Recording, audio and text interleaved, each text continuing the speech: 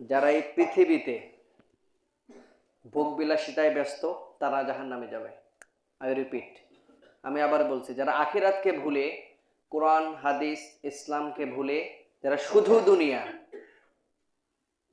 শুধুমাত্র দুনিয়াকে পাবার আশায়, দুনিয়াকে খাবার আশায়, দুনিয়াকে সুন্দরভাবে লাইফ লিড করার আশায় আখিরাতকে ভুলে যারা শুধু দুনিয়ার পেছনে ছোটে, তারা জাহান্নামে যাবে। কোথায় যাবে? জাহান্নামে যাবে।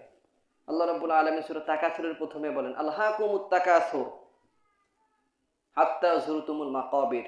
মানুষ এই দুনিয়াকে নিয়ে প্রতিযোগিতায় ব্যস্ত। দুনিয়া কে কার থেকে উপরে উঠবে, কে কার থেকে বেশি ফ্ল্যাট কিনবে, জমি কিনবে, নেম ফেম অর্জন করবে, এগুলো নিয়ে মানুষ ব্যস্ত। হাত্তা যুরতুমুল মাকাবির, এটা ততদিন পর্যন্ত চলবে যতদিন পর্যন্ত মানুষ কবরে না যায়। কোথায় না যায়? কবরে না যায়। কবরে যাওয়া পর্যন্ত এই প্রতিযোগিতা চলতেই থাকবে। আপনি যখন কবরে যাবেন, পৃথিবীর হিসাব নিকাশ শেষ, প্রতিযোগিতাও শেষ। আছে নাকি কোনো প্রতিযোগিতা? ব্যাংক ব্যালেন্স, বাড়ি ঘর, বিল্ডিং, ফ্ল্যাট সব পড়ে থাকবে নিজের মতো করে। আপনি কেবল থাকবে না পৃথিবী থেকে। আপনাকে কোথায় যেতে হবে? আপনার আসল জায়গা যেতে হবে, রিয়েল প্লেস যেটাকে বলা হয়, আপনার আসল জায়গা, যেখানে অনাদি অনন্তকাল থাকবেন, যার শুরু আছে কিন্তু শেষ নেই। এই পৃথিবীতে চলতে অনেক টাকা লাগে না।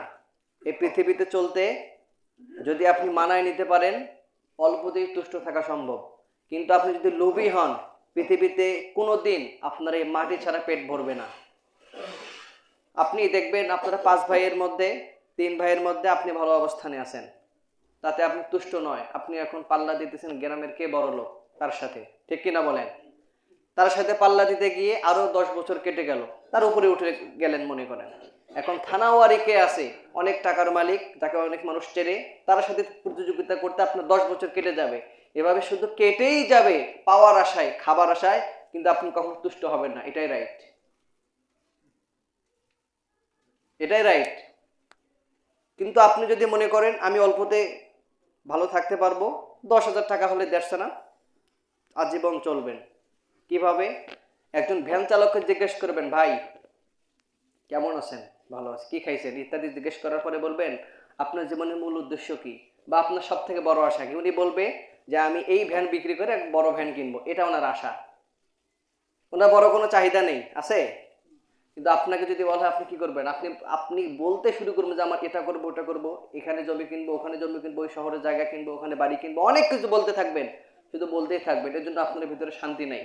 উনি দেখবেন মাগরিবের সময় বাড়িতে গিয়ে মাছ রান্না করে স্ত্রী সহ খেয়ে ঘুম, সকাল 9টা পর্যন্ত, 10টা পর্যন্ত ঘুম। আর আপনি 12টা পর্যন্ত বাড়িতে যান, 1টা পর্যন্ত জেগে থাকেন, তা আপনার ঘুম ধরে না। ঘুম ধরে এমন ঘুম, ঘুমেও আসতেছেন, আবার কে সাইডে কথা বলে এটাও হচ্ছে। মানে শান্তি নাই। কি নাই? অশান্তি। আর মানুষের চাহিদাটাই কিন্তু এমন, পাওয়ার আশা, চাওয়ার আশা সবার আছে, কার নাই? প্রত্যেকটা ব্যক্তির আছে। আমার কি নাই?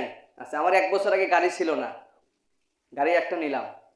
এখন কেমন জানি মনে হয় এই গাড়ি আর চলবে না, বড় একটা গাড়ি লাগবে। এই বাইরে এত বড় বড় গাড়ি, 125 সিসি, 150 সিসির গাড়ি, 100 সিসির গাড়ি দিয়ে কি হয়? এটা হবেই মানুষ হিসেবে। আমরা 20-22-এ বাড়ি করলাম ছাদের ভিত্তি দিয়ে। আমরা 3 ভাই, 3 ভাইয়ের জন্য 3টা ইউনিট, আব্বু আমার জন্য একটা ইউনিট। ভালোই লাগলো। 2টা করে বেডরুম, কিচেন, বাথরুম, এরপরে হচ্ছে ডাইনিং রুম। একটা ইউনিটে 4টা করে। তো সে সময় ভালো হিসাব নিকাশ হলো। কিন্তু এখন ভাইয়ারা সবাই ঢাকায় থাকে, স্ত্রী সন্তান আছে। এখন কেমন জানি মনে হয় সামনে আরেকটা করে ফ্ল্যাট লাগবে, বা আরেকটা করে বাড়ি লাগবে, আলাদা আলাদা। এটা কেন হয়? মানুষ যে। কেন হয়? মানুষ বলে এগুলো হবেই। মানুষ হিসেবে পৃথিবীতে বেঁচে থাকতে গেলে অনেক চাহিদা আপনাকে লাগবে, মনে হবে অনেক কিছু, কিন্তু অন্তর যা বলে তাই তাই কি করা যাবে? বলেন।